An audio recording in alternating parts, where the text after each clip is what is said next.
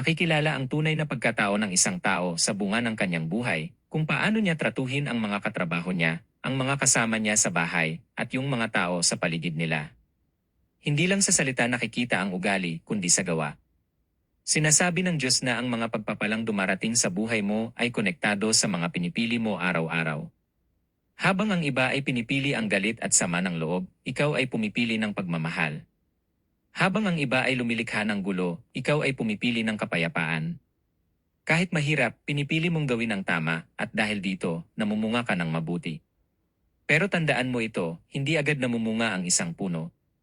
Dumadaan ito sa bagyo, pagbabago ng panahon, at mahabang paghihintay bago ito mamunga.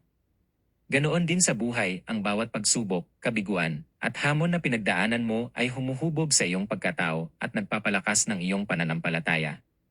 Dahil ikaw ay sa Kanya, kumikilos ang Diyos sa buhay mo kahit hindi mo pa nakikita ang lahat ng Kanyang plano. Makikita ang Kanyang Espiritu sa pag-ibig, kagalakan, kapayapaan, pagtitiis, kabutihan, at katapatan na unti-unting lumalago sa puso mo. Manatili kang nakaugat sa Diyos.